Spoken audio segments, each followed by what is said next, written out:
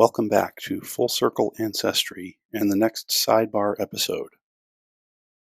I realize it's been a while since I've put out any content, so thanks for the patience as I've been focusing on some new ancestral finds in other parts of my family tree. To that end, I will start producing some content that goes beyond my ancestral villages in Slovakia, but for today we'll stay in Slovakia and start a series of episodes that will take a deeper look into my ancestral village churches. We'll start with the Church of Saints Simon and Jude in Spišsky, Hrhov. A surviving document from the Spiš provost Mutimir in 1278 already refers to a church on this exact site nearly 750 years ago. Whether an even older church building stood here or elsewhere in the village, we don't have firm evidence. But as this diagram illustrates, some of that structure from the 1200s is still intact today. The church is perched on a gentle hill, said to be deliberately positioned to symbolically unite the Slovak and German populations that once lived in different parts of the village. It sits slightly askew relative to the surrounding structures, positioning the congregation to face almost due east. The surviving structure is fundamentally an early Gothic single-nave church. Its last major renovation took place in 1896, followed by some work in 1965, and historical preservation continues today. Over time it grew through a series of expansions and renovations, and that incremental history gives the building an irregular, almost quirky character. The extra-large sanctuary is 10 meters wide by 21 meters long. It outsizes the 12-meter wide by 11-meter long nave considerably. The 4 by 9 meter sacristy was most likely added in the early 1500s, when the village enjoyed considerable economic strength. Records from that period show Spišsky Hrhov on roughly equal financial footing with much larger nearby towns like Levoča and Spišská Nová Ves. That same prosperity in the early 1500s probably supported the creation of the Gothic Pastophorium, a word that means shrine bearer, which now houses a monstrance from 1775, which I didn't get my eyes on while visiting. For roughly 100 years, from the mid-1500s to the mid-1600s, the church served both Catholic and Protestant communities simultaneously, which was an unusual arrangement in that period of religious tension. On 20 July 1708, a severe fire destroyed the original church, including the spire. The tower was rebuilt in the Renaissance style we see today, standing about 35 meters tall and housing 3 bells cast in 1686, 1707, and 1932. I didn't manage to get up to see them on either of my visits. Above the sanctuary there is also a small Baroque bell tower that once held a bell used during Mass, though it's unclear if that bell remains.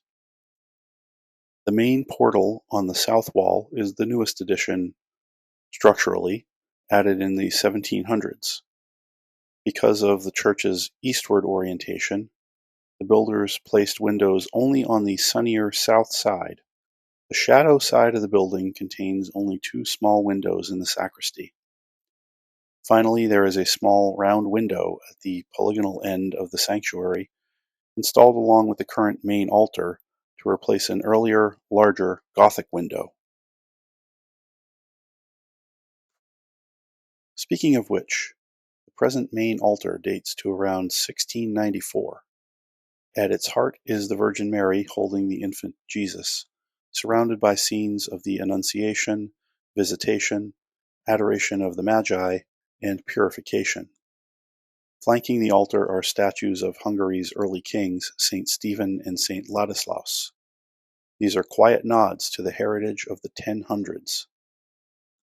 Higher on the altar is the coronation of Mary, and crowning everything is the resurrected Christ. The church's patron saints, Simon and Jude, appear here as well. The 2 side altars in the nave are from the early 1700s, one dedicated to St. Joseph on the left from the congregation's view, the other to St. Anne on the right. A fourth altar, tucked inside the sanctuary and dedicated to St. John of Nepomuk, was added in 1767.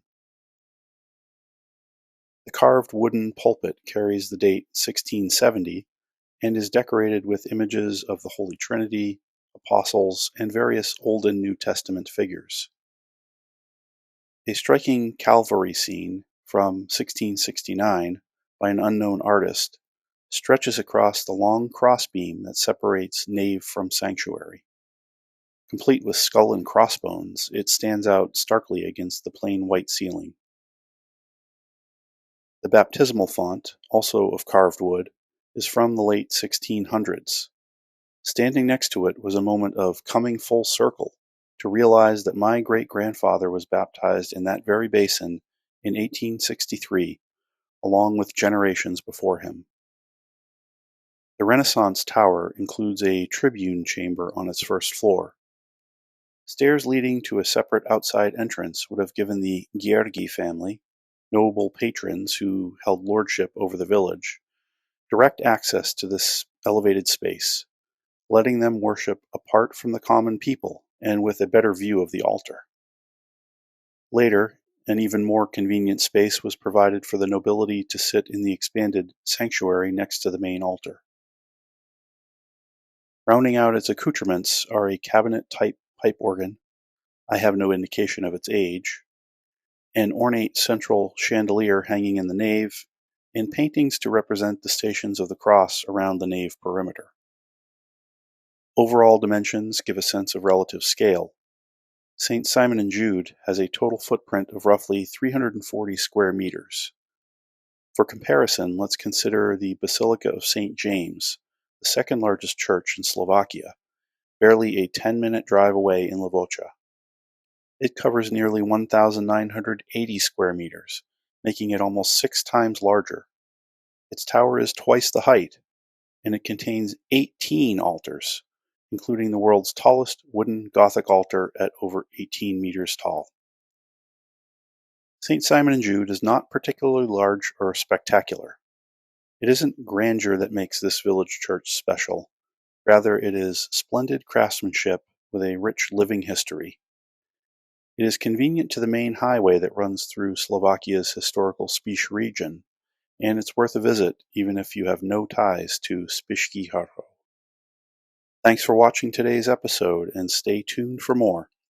Please like, subscribe, and consider supporting the channel so I can continue to bring content like this to you.